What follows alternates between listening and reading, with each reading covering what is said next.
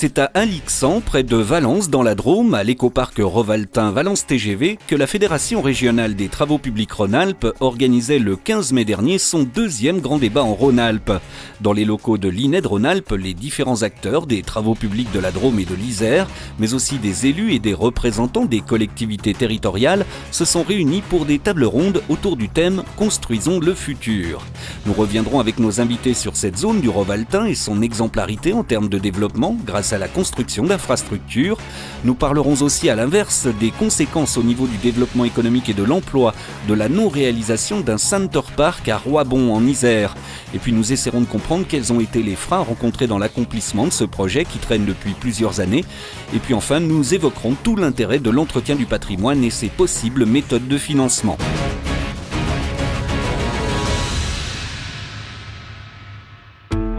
Avec la création de la gare Valence TGV en 2001 et le développement de l'écoparc ces dernières années, la zone Rovaltain est l'une de ses grandes réussites en termes d'infrastructures. Quelle a été la gestation du projet?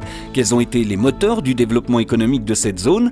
Élément de réponse avec Gérard Chaumontet, vice-président du département de la Drôme chargé de l'économie. Il a fallu d'abord convaincre la SNCF qu'il fallait faire une gare. Parce qu'à l'origine, ça n'était pas du tout une gare qui était prévue, mais une halte. Et donc, il a fallu négocier longuement avec les responsables de la SNCF à l'époque et les ingénieurs des ponts pour leur dire que c'était une gare qu'il fallait faire. On savait qu'on allait faire quelque chose autour de la gare de Valence TGV.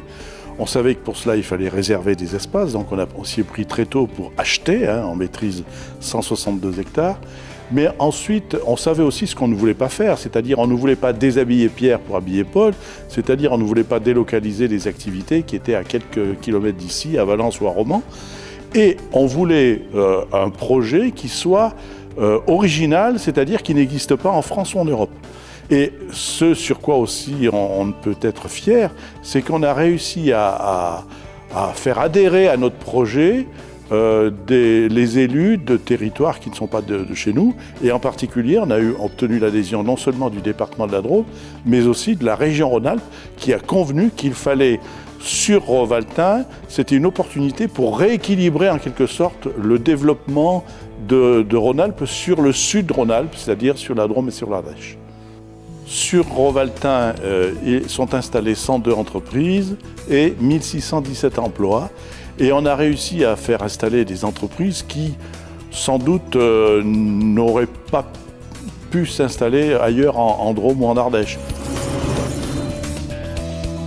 En 2007, un projet de Center Park a vu le jour en Isère, dans la forêt des Chambarans, sur la commune de Roibon. Ce projet, qui a d'abord suscité l'adhésion, a ensuite rencontré une farouche opposition, comme nous l'explique le maire de la commune de Roibon, Marcel Bachasson. Pendant 3 ans, tout s'est très bien passé, à tel point que nous en sommes arrivés à la signature du permis de construire, qui était la conséquence de la révision simplifiée du plan local d'urbanisme de la commune de Roibon, donc, ainsi que l'autorisation de défrichement. Donc ces 3 éléments piliers, si vous voulez, qui permettent de se lancer véritablement dans le projet. Et au terme des 3 années, il y a une association qui s'est constituée pour Chambarans sans Center Park, qui était constituée de riverains, dont je comprends d'ailleurs la part d'interrogation qu'il peut y avoir, mais ça ne veut pas dire pour autant que nous n'étions pas ouverts à l'époque à toute négociation. Et donc nous en sommes arrivés à partir de 2010 à gérer un dossier au niveau judiciaire par le tribunal administratif. Les choses se sont très vite arrangées. Le plan local d'urbanisme a été rétabli, et par voie de conséquence, le permis de construire, puisqu'il n'y avait aucun grief à l'égard du permis de construire. Donc ce sont des étapes qui ont pris du temps, parce qu'il a fallu franchir le cap du tribunal administratif, attendre les délais, j'allais dire moyens, normaux, dont on n'a pas trop à se plaindre quand même, plus les délais normaux des recours de la Cour d'appel, et puis les délais normaux du Conseil d'État. Alors ces retards dans la mise en œuvre ont bien évidemment des conséquences au niveau économique et de l'emploi dans cette région. Ça me fait penser à la publicité que l'on voyait tout à l'heure, on n'arrête pas le futur, avec ce pont qui s'arrête brutalement. Si nous devions arrêter ce projet, ce serait la catastrophe. On a besoin d'avoir le retour des premiers investissements que nous avons déjà réalisés. Et nous avons besoin de retour de fiscalité, qui nous vient d'ailleurs de personnes de l'extérieur, pour pouvoir réaliser des projets qui sont indispensables sur le territoire. Une gendarmerie, un lotissement qui attend de 79 lots, la construction d'un petit intermarché contact de 900 mètres carrés. Ça dépasse de loin Center Parc. C'est vraiment le motif de s'engager dans des travaux importants parce qu'on sait qu'on a des retours financiers derrière. C'est la seule raison. La dynamique de l'emploi, direct 700 emplois, 400 à temps plein, 300 à temps partiel, 142 emplois induits, plus Intermarché, c'est 8 emplois. La construction de la crèche multi-accueil qui se fait parce qu'à Center Parc et qui a commencé, c'est 8 à 10 emplois. Et vous faites l'addition de ces petites structures qui finissent par faire les petits ruisseaux, font les grandes rivières.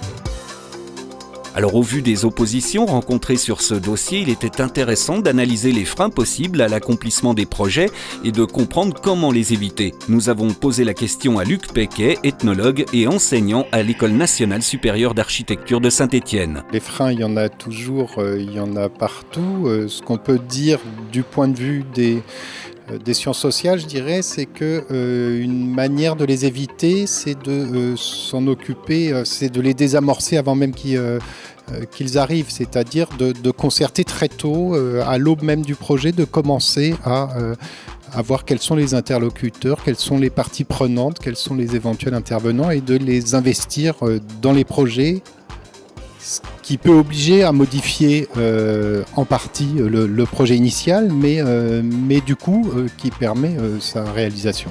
Prendre en main les choses, c'est reconnaître à tous les points de vue qui s'expriment leur validité.